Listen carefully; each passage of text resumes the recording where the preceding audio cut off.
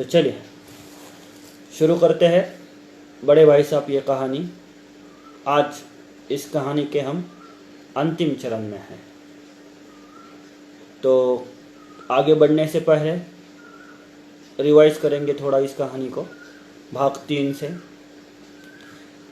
भाग 3 में हमें ये बताया गया है कि फिर से सालाना इम्तिहान होते हैं और फिर बड़े भाई साहब फेल हो जाते हैं और छोटे भाई साहब पास हो जाते हैं।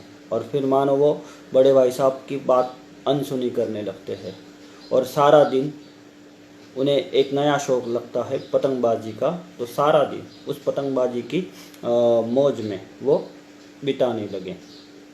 जैसे पतंग बनाना, कन्ने बांधना, टूर्नामेंट की गुप्त रूप से तैयारी करना, ये सारी बातों से वो करने लगे। और उनका एक विश्वास हो चुका था कि मैं पढ़ाई करूं या ना करूं, मैं पास हो ही जाऊंगा।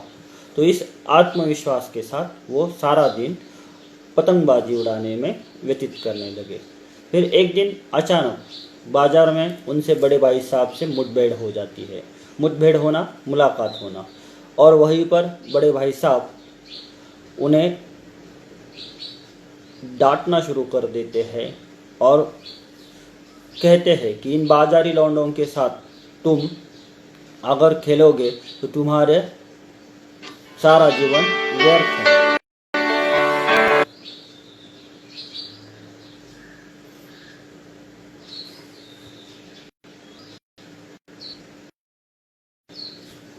सारा जीवन व्यर्थ है।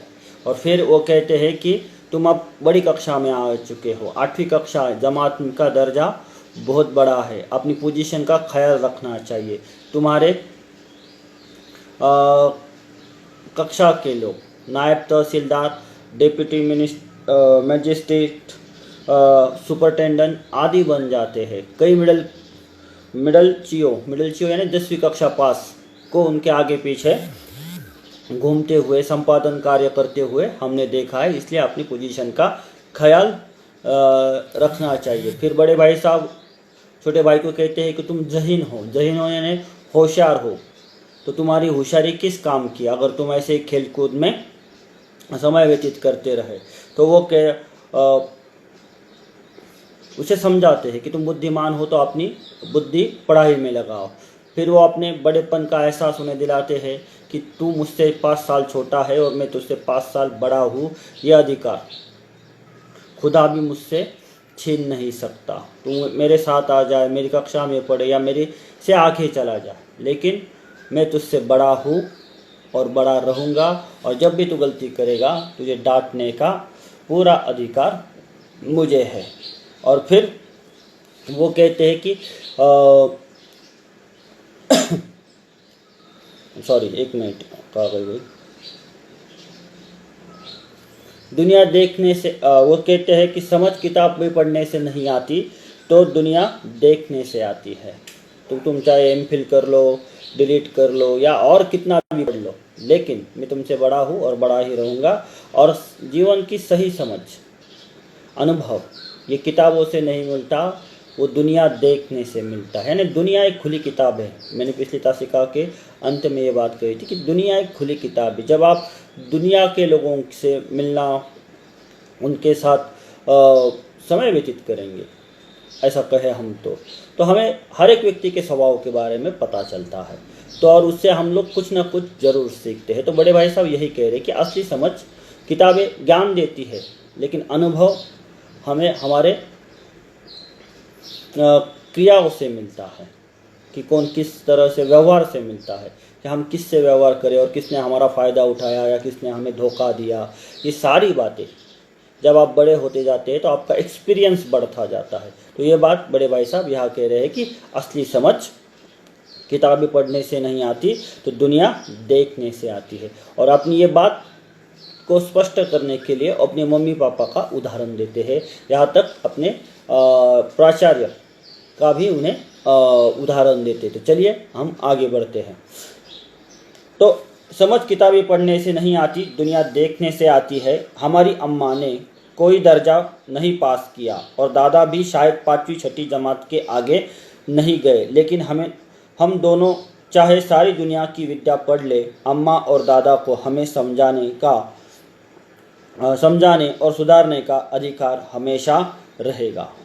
तो बड़े भाई साहब अपनी इस बात को स्पष्ट करने के लिए अपने छोटे भाई को बता रहे कि देख छोटे, असली समझ अनुभव से आती है, दुनिया देखने से आती है, एक्सपीरियंस से आती है। तो ये बात अपनी स्पष्ट करने के लिए वो अपनी मम्मी पापा का उदाहरण देते कि कहते हैं कि अम्मा यानी माँ कभी स्कूल नहीं गई, वो कभी भी स्कूल नहीं गई। और दादा यानी पिताजी की अगर मैं बात करूँ तो वो 5वीं या 6ठी जमात तक यानी 5वीं या 6th स्टैंडर्ड तक ही पढ़े होंगे, लेकिन हमें समझाने का और सुधारने का उन्हें पूरा अधिकार है। यानी हम कोई भी गलती करें या क्या सही है क्या गलत है ये बताने का हमारे मम्मी पापा को यानी माँ और पिताजी को पूरा अधिकार है। और इसके लिए वो क्या कहते हैं, केवल इसलिए नहीं कि वे हमारे जन्मदाता है, बल्कि इसलिए कि उन्हें दुनिया का हमसे ज़्यादा तजुर्बा और है और रहेगा। तो वो अपनी बात को स्पष्ट कर रहा है कि उन्हें समझाने का और सुधारने का हमें अधिकार क्यों है हमारे माँ बाप को, क्योंकि उन्हें हमसे ज़्यादा दुनिया का तजुर्बा है। वो हमारे जन्मदाता है यानी हमें जन्म देने वाले हैं, इसलिए नहीं है, लेकिन इसलिए है कि उन्होंने हमसे ज़्यादा दुनिया देखी है, उन्हें मालूम है सही क्या है गलत क्या है, धोखाधड़ी किसे कहते हैं, अगर समय रहते पढ़ाई नहीं किया, समय रहते काम नहीं किया तो इसके क्या परिणाम हो सकते हैं। तो ये सारी बातें उनके पास उनका अनुभव है, इसलिए उन्हें समझाने का हमें पूरा अधिकार है। आगे कहते हो अपनी किताब के बारे में कि अमेरिका में किस तरह की राज्य व्यवस्था है और 8वें हेनरी ने कितने ब्याह किए और आकाश में कितने नक्षत्र है, यह बातें चाहे उन्हें न मालूम हो, लेकिन हजारों ऐसी बातें हैं जिनका ज्ञान उन्हें हमसे और तुमसे ज़्यादा है। तो वो कह रहे हैं कि देख छोटे, दुनिया देखने से अनुभव आता है, समझ बढ़ती है, और हमारे मम्मी पापा के पास ये अनुभव हम दोनों से कई ज़्यादा है। वो कभी स्कूल नहीं गए, माँ ने तो कभी पाठशाला का कदम नहीं रखा, पिताजी 5वीं या 6ठी जमात में तक पढ़े होंगे, लेकिन तुमसे और मुझसे ज़्यादा तजुर्बा उन्हें है, अनुभव उनके पास है। तो वो कहते कि अमेरिका में कौन सी शासन व्यवस्था है वो नहीं जानते, या फिर हेनरी ने कितने ब्याह किए जो आप हिस्ट्री में उन्होंने बात की थी उनसे उनको कोई लेना देना नहीं है, या फिर आकाश में कितने नक्षत्र है, नक्षत्र यानी तारे 27 नक्षत्र है हिंदू धर्म के अनुसार, तो ये कितने नक्षत्र है इनके लिए वो भले ही न जानते हो, लेकिन तुमसे और मुझसे ज़्यादा अनुभव उनके पास जरूर है। अब कैसे है, किस बात से है, ये स्पष्ट करने के लिए वो आप उदाहरण देकर समझा दे कि हमारे मम्मी पापा के पास अनुभव किस प्रकार का है। वो जो किताबों से नहीं मिलता वो कृति से मिलता है, अपने स्व अनुभव से मिलता है। तो वो बात यहाँ पर वो कह रहे हैं, दैव न करे, दैव यानी भगवान न करे, दैव न करे आज मैं बीमार हो जाऊँ तो तुम्हारे हाथ पाँव फूल जाएंगे, दादा को तार देने के सिवा तुम्हें और कुछ न सूझेगा, लेकिन तुम्हारी जगह दादा हो तो किसी को तार न दे, न घबराए, न बदहवास हो।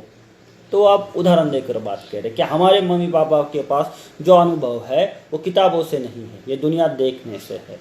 और इसलिए वो उदाहरण देते हैं कि देख, अगर मैं हॉस्टल पर हूँ, हम दोनों, अगर मैं यहाँ पर बीमार पड़ जाऊँ, भगवान ना करे, और मैं बीमार पड़ जाऊँ तो क्या होगा, तुम मुझसे छोटा है तो तुम्हारे हाथ पाँव फूल जाएंगे। हाथ पाँव फूलना ये मुहावरा है, इसका अर्थ होता है परेशान होना।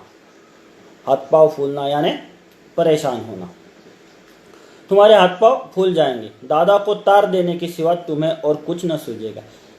तो तू डर जाएगा, जब मैं बीमार पड़ जाऊंगा तो तेरे हाथ पाँव फूल जाएगी, तू परेशान हो जाएगा, डर जाएगा, और तू क्या करेगा कि पिताजी को तार देगा।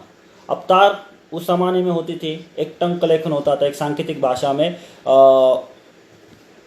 पत्र भेजा जाता था, और जो वो पोस्ट ऑफिस होता था उसमें उसकी मशीन द्वारा वो लिखा जाता था, और पोस्टमैन आकर उसे पढ़कर सुनाता था। तो उस ज़माने में तार यंत्र किसी के द्वारा संदेश भेजा जाता था। तो हाथ पाँव फूलना, घबरा जाना भी हो सकता है, परेशान होना भी हो सकता है। तो ये सब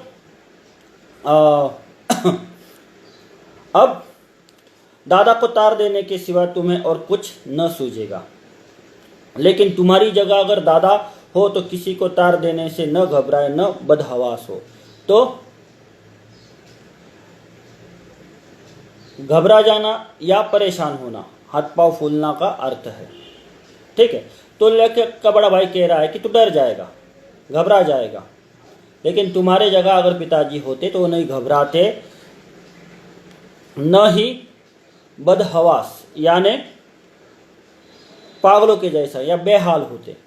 दोनों अर्थ है इसके। बौखला जाना भी हम लोग कह सकते हैं कि बदहवास शब्द का अर्थ होता है बेहाल या बौखला जाना।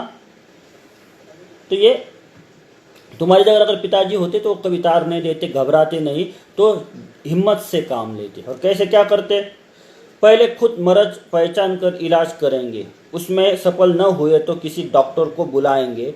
बीमारी तो खैर बड़ी चीज़ है, हम तुम तो इतना भी नहीं जानते कि महीने भर का खर्च महीना भर कैसे चले। तो बड़ा भाई कह रहा है कि अगर मैं बीमार पड़ जाऊँ तो पापा घबराएंगे नहीं। वो क्या करेंगे? सबसे पहले मर्ज यानी बीमारी, मर्ज का अर्थ होता है बीमारी को पहचान कर उसका इलाज करेंगे। पहला क्या करेंगे कि वो उस बीमारी को ढूंढेंगे। अगर सर्दी बुखार है तो क्या करना चाहिए, प्राथमिक उपचार जिसे हम लोग कहते हैं। तो वो उस मर्ज को ढूंढेंगे, उसमें सफल न हुए, अगर उन्हें प्राथमिक उपचार में अगर वो सफल नहीं हुए तो क्या करेंगे? वो डॉक्टर को बुला कर लाएंगे और डॉक्टर को मुझे दिखाएंगे। बीमार हो तो खैर बड़ी चीज़ है, बीमारी तो खैर बड़ी चीज़ है, वो हो या ना हो, बीमारी तो बहुत बड़ी चीज़, एक आध बार आती है, बड़ी चीज़ है। हम तुम तो इतना भी नहीं जानते कि महीने भर का खर्च महीना भर कैसे चला है। अब ये अनुभव की बात है कि हम दो तो ये भी नहीं जानते कि महीना भर हम लोग प्लानिंग करते, जो नौकरदार वर्ग होते हैं वो महीने का प्लानिंग करते कि इस महीने में इतनी सैलरी आएगी और इसका इस तरह से खर्च करना है, तो वो प्लानिंग होती है। तो हम दोनों ये भी नहीं जानते, लेकिन मम्मी पापा इस बात को जानते हैं कि महीना भर पैसे कैसे बचाकर उसका खर्च करना है। तो ये बात यहाँ पर वो कह रहे हैं। जो कुछ दादा भेजते हैं उसे हम 20-22 तक खर्च कर डालते हैं और फिर पैसे को मोहताज हो जाते हैं। तो लेकर कह रहा है कि वो ही जाने कि वो महीना भर कैसे खर्च चलाते हैं। अगर हमें पॉकेट मनी खर्च, जेब खर्चा अगर दादाजी भेजे तो हम लोग केवल 20-25 दिन में ही उसे ख़त्म कर देते हैं। यानी हमें कोई प्लानिंग नहीं होता है हमारे पास कि जो पॉकेट मनी हमें पापा ने दी है तो वो पूरे महीने भर के लिए दी है। लेकिन हम लोग क्या करते हैं कि कभी कभी चाट खाते हैं या वड़ा पाव, हम यहाँ पर कह सकते हैं। तो इसके चलते हम 20-22 दिन में ही वो पॉकेट मनी ख़त्म कर डालते हैं और फिर पैसे को मोहताज हो जाते हैं। मोहताज होना यानी दूसरे पर आश्रित होना, दूसरे पर आश्रित होना। मोहताज होना यानी दूसरे पर आश्रित होना, तो मोहताज हो जाते हैं। नाश्ता बंद हो जाता है, धोबी और नाई से मुंह चुराने लगते हैं। लेकिन जितना आज हम और तुम खर्च कर रहे हैं उसके आधे में दादा ने अपनी उम्र का बड़ा भाग इज्जत और नेकनामी के साथ निभाया है और कुटुंब का पालन किया है।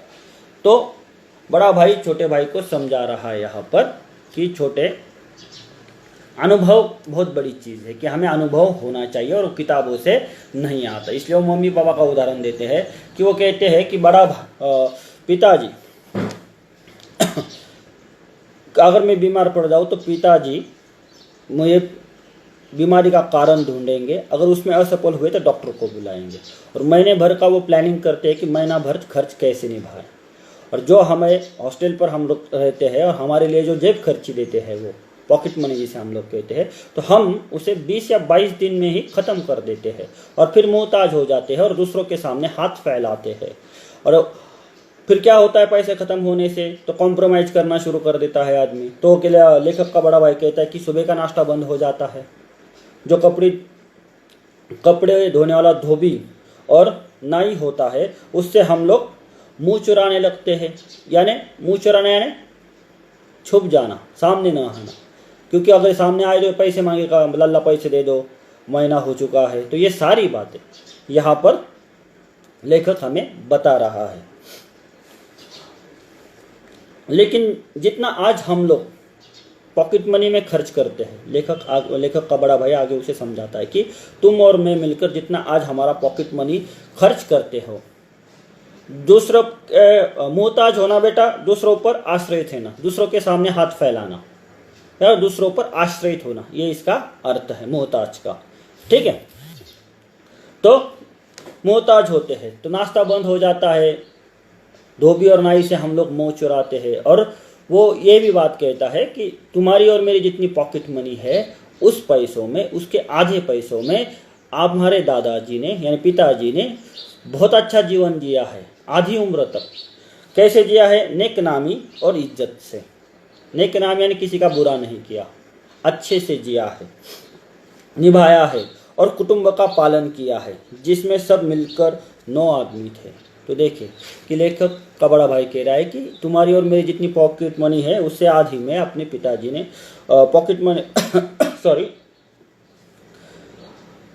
उसके आधे में दादा ने अपने उम्र का बड़ा भाग इज्जत और नेकनामी में बिताया है। और इतना ही नहीं तो कुटुंब के 9 सदस्यों का पालन किया है। लेखक के घर में 9 आदमी थे, तो 9 आदमियों का भरण पोषण उनके पिताजी ने बड़े अदब से किया, किसी को किसी चीज़ की कमी नहीं होने दी। ये केवल अनुभव के कारण हो सका है। अब वो आगे कहते हैं अपने हेडमास्टर साहब जी को देखो। अब वो हेडमास्टर, मम्मी पापा की बात हो गई, अब अपने टीचर की बात बताने चला, क्योंकि आदमी के जीवन में 2 घटक बहुत महत्वपूर्ण होते हैं कि अच्छे मम्मी पापा यानी माँ बाप हमारे सबके अच्छे होते हैं, माँ बाप और अच्छे टीचर्स। तो इनके बारे में लेखक उदाहरण देकर छोटे भाई को समझाने की कोशिश कर रहे हैं। तो अपने हेडमास्टर साहब को देखो, एमए है कि नहीं, और यहाँ के एमए नहीं ऑक्सफोर्ड के है। तो कह रहा भी हेडमास्टर का परिचय करा दे रहा है कि हमारे हेडमास्टर यानी स्कूल के प्रिंसिपल एमए है, मास्टर डिग्री है। उस जमाने मास्टर डिग्री होना बहुत बड़ी बात थी, मास्टर डिग्री है। और यहाँ हमारे भारत के नहीं है, ये ऑक्सफोर्ड विद्यापीठ से है, यूनिवर्सिटी से है, जो लंदन में है, वहाँ के ऑक्सफोर्ड है विद्यापीठ से इन्होंने मास्टर डिग्री ली है। 1000 रुपये पाते हैं, यानी उस ज़माने में उनकी सैलरी कितनी थी हेडमास्टर की? 1000 रुपये, यानी आज के ज़माने में वो बहुत ज़्यादा है। 1000 रुपये पाते थे, लेकिन उनके घर का इंतज़ाम कौन करता है? उनकी बूढ़ी माँ। हेडमास्टर साहब की डिग्री यहाँ बेकार हो गई। पहले खुद घर का इंतज़ाम करते थे, खर्च पूरा न पड़ता था, कर्जदार हो रहे थे। जब से उनकी माताजी ने प्रबंध अपने हाथ में लिया है, जैसे घर में लक्ष्मी आ गई है। तो वो हेडमास्टर जी की बात कर रहे हैं कि हमारे हेडमास्टर जी मास्टर डिग्री है और वो ऑक्सफोर्ड विद्यापीठ से है, यूनिवर्सिटी से है। तो उन्हें 1000 रुपये सैलरी मिलती थी, लेकिन उनके घर का जितना भी खर्च है उनकी माँ के, बूढ़ी माँ के हाथ में। उनकी माँ वो घर चलाती है, यानी जब सैलरी होती है तो हेडमास्टर अपनी मम्मी के पास पैसे दे देते हैं। लेकिन इससे पहले क्या होता था कि जब हेडमास्टर जी खुद खर्च करते थे तो वो कर्जदार हो गए थे, यानी उनको प्रॉपर प्लानिंग उनके पास नहीं थी कि 1000 रुपये आने से हमें क्या करना चाहिए। और ये बात 5 हमारे घर धर्म ग्रंथों में बताई गई कि जब आदमी कोई भी सैलरी कमाता है तो इसके पास 5 हिस्से होने चाहिए। एक बचत के लिए, एक भविष्य के लिए, एक उदर निर्वाह के लिए, एक दान करने के लिए, और एक अपने व्यापार की वृद्धि के लिए। ये 5 हिस्सों में अगर हम हमारी तनख्वाह को बांटते हैं तो हम सफल व्यक्ति बनते हैं। तो ये बात यहाँ पर लेखक के बड़े भाई बताना चाह रहे हैं कि हेडमास्टर साहब के पास कोई प्लानिंग नहीं थी, तो इसके चलते वो कर्जदार हो गए थे। और जब उनके माताजी ने सारे सूत्र अपने हाथ में लिए, प्रबंध करना यानी इंतज़ाम करना, नियोजन करना, प्रबंध किया, तो मानो आज घर में लक्ष्मी आ चुकी है, यानी उनकी तरक्की हुई, यानी पैसे बचने लगे हैं और वो अब अच्छा जीवन बिता रहे हैं। अब यहाँ अनुभव से हुआ ये, क्योंकि हेडमास्टर जी की माँ यानी प्राचार्य की माँ ये बूढ़ी थी और उनके पास अनुभव था। तो यहाँ पर लेखक हमें कह रहे हैं कि मास्टर डिग्री होने के बावजूद उन्हें मंथली प्लानिंग नहीं आई, इसलिए हमारे शिक्षक की वो डिग्री बेकार है। पुस्तकी ज्ञान यहाँ पर बेकार है। असली ज्ञान अनुभव से आता है, जो लेखक कह रहा है कि मास्टर जी के माँ के पास था। तो ये बात यहाँ पर वो बता रहे हैं। तो भाईजान, यह गरूर दिल से निकाल डालो कि तुम मेरे समीप आ गए हो, अब स्वतंत्र हो। मेरे देखते तुम बेराह न चले पाओगे। अगर तुम यो ना मानोगे तो मैं थप्पड़ दिखाकर इसका प्रयोग भी कर सकता हूँ। मैं जानता हूँ तुम्हें मेरी बात जहर लग रही है। तो वो इन सारी बातों का भाई साहब छोटे भाई के सामने जिक्र करता है, उसे समझाता है कि अनुभव बड़ी चीज़ है। और आगे वो कहता है कि भाईजान, गरूर यानी अहंकार, गरूर शब्द का अर्थ होता है अहंकार, दिल से निकाल लो, घमंड करना छोड़ दो। क्योंकि हमने देखा यहाँ पर कि लेखक थोड़े से अभिमानी बने थे, वो अपने भाई को नज़रअंदाज कर रहे थे, उसकी नई बात सुन रहे थे। तो यहाँ पर लेखक का बड़ा भाई ये बात कह रहा है कि अपने दिल से इस गरूर को, अहंकार को निकाल डालो कि तुम मेरे समीप आ गए हो। समीप यानी पास आ गए, हम एक ही दर्जे का अंतर है ना दोनों भाइयों में। तो इस बात को तुम निकाल डालो, इस बात को तुम निकाल डालो अपने मन से। इस अहंकार मत करो कि तुम मेरे समीप आ गए हो, बड़े भाई साहब मुझे डांट नहीं सकते और मैं स्वतंत्र हूँ, और मैं स्वतंत्र हूँ। तो इस ख्याल से को भी छोड़ दो कि मैं स्वतंत्र हूँ, कि बड़े भाई साहब मुझे डांट नहीं सकते। मेरे देखते हुए तुम बेराह न चल पाओगे। तो लेखक का बड़ा भाई कह रहा है कि जब तक मैं तुम्हारे सामने हूँ और जब तक मेरी निगरानी, मेरा ध्यान तुम पर है, मेरी आंखें तुम पर टिकी है, तब तक तुम गलत रास्ते पर, बेराह यानी गलत मार्ग पर नहीं चल पाओगे। तो बड़ा भाई यहाँ पर छोटे को समझा रहा है कि देख भैया, भाईजान यानी जान से प्यारा जिसे होता है उसे भाईजान कहते, कि तू कितना भी ये समझ ले कि भैया के समीप आ गया हूँ, अब भैया मुझे नहीं डांटेंगे, लेकिन अगर तू गलत संगत में है, गलत आदतों में है, तो मैं तुझे डांटूंगा जरूर। अगर तुम यो न मानोगे, अगर मैं समझा रहा हूँ, है ना, बातों लातों के भूत, अगर बातों से नहीं मानते तो फिर हाथों लात चलानी पड़ती है ना, समझाना पड़ता है, फटकाना पड़ता है।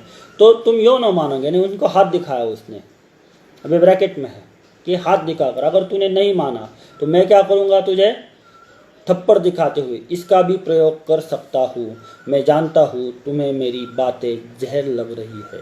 तो देखिए ये अनुभव है कि छोटे भाई को समझा रहा है, और छोटे भाई की मन दशा से भी, है ना, बाल मनोविज्ञान की बात यहाँ पर है, उस दशा से भी वो वाकिफ है कि वो छोटे से कह रहा है, लेखक से कह रहा है कि मैं तुझे उपदेश देता हूँ, बार बार तुझे डांटता हूँ, तुझे ये बातें जहर लगती है, यानी कटु लगती है, बुरी लगती है, लेकिन इसके अलावा मेरे सामने कोई मार्ग नहीं है। अगर तू गलत राह पर चले, गलत संगत में पड़े, तो मुझे तुझे वहाँ पर आकर रोकना ये मेरा आद्य कर्तव्य है, क्योंकि मैं तुझसे बड़ा हूँ, मैं तेरा बड़ा भाई साहब हूँ। अगर तू बातों से नहीं मारा तो कभी कभी मैं तुझे पीठ भी दिया करूँगा, और जो सही है वो सही तुझे को अपनाने के लिए मैं कहूँगा।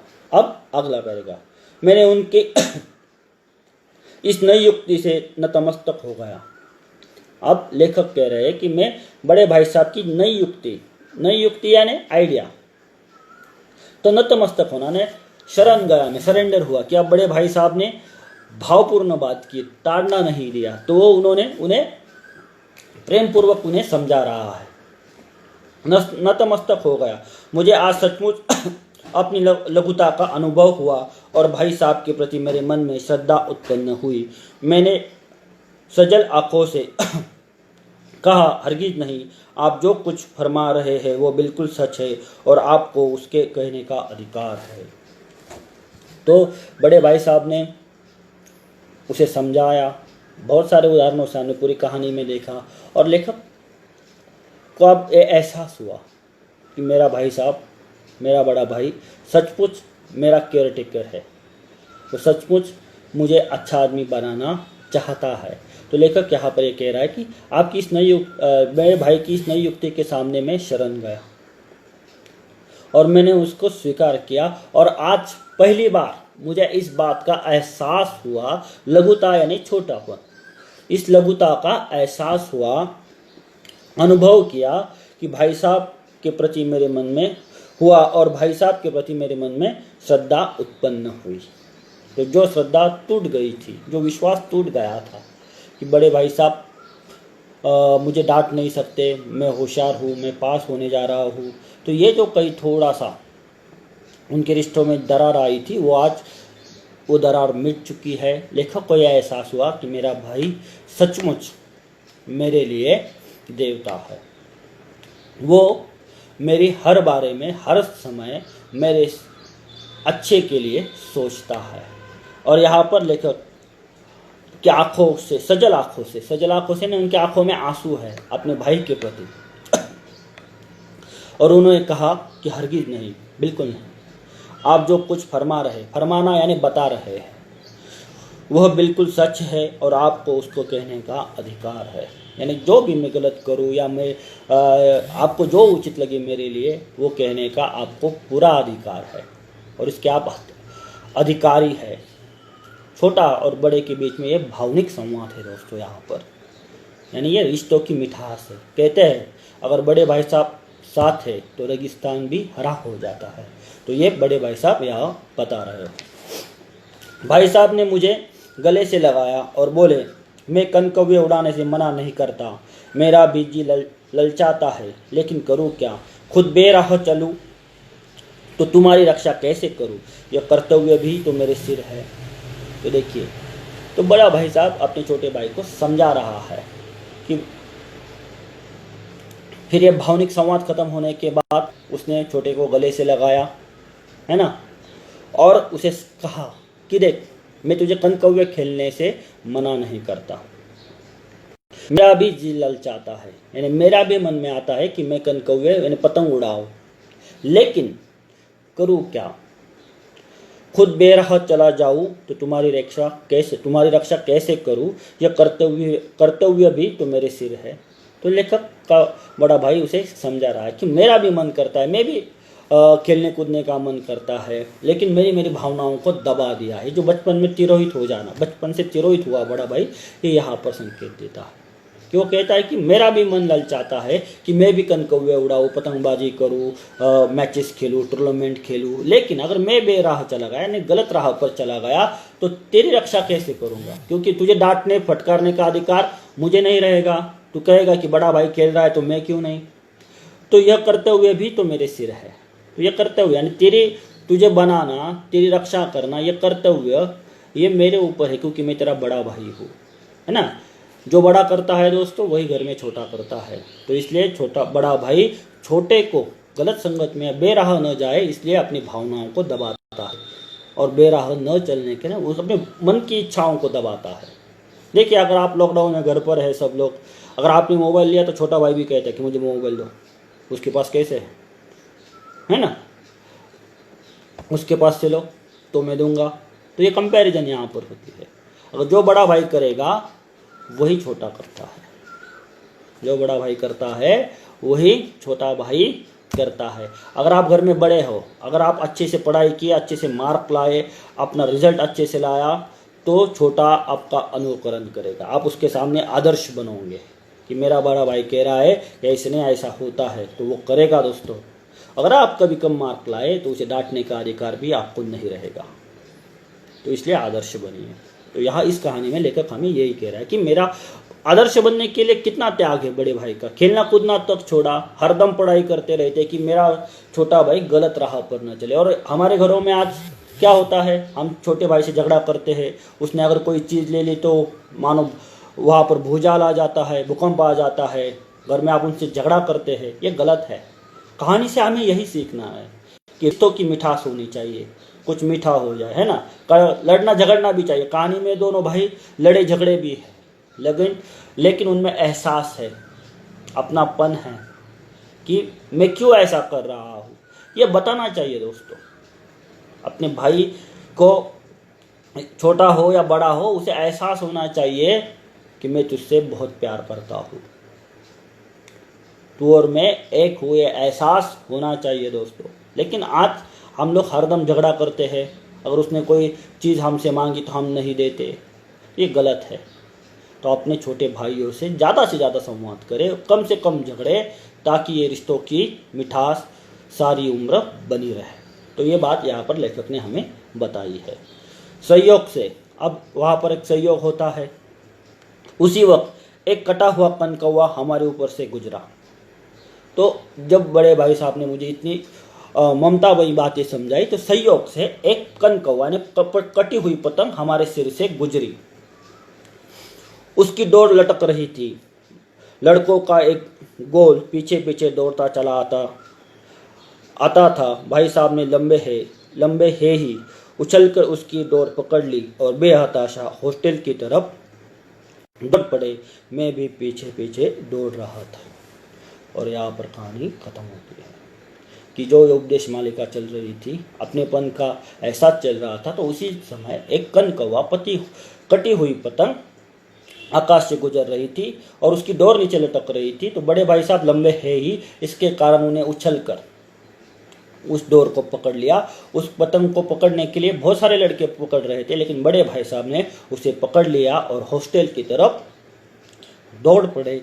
और मैं भी उनकी तरफ, उनके पीछे दौड़ चला जा रहा था। तो यहाँ पर कहानी की समाप्ति है कि लेखक कह रहे कि मैं मेरे बड़े भाई साहब के अनुकरण करूँगा, जो मुझे वो कहते हैं उस मार्ग पर मैं हमेशा चलूँगा, और उसे मुझे डांटने फटकारने का और मुझे समझाने का पूरा अधिकार है।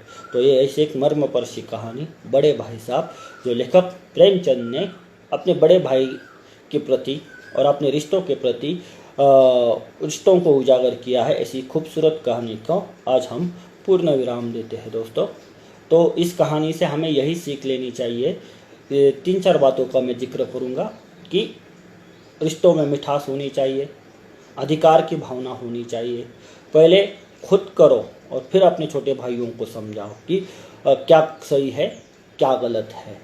उसके बाद जो भी पढ़ना है, जो भी समझना है, वो सोच समझ कर पढ़ना है, रट्टा नहीं मारना है।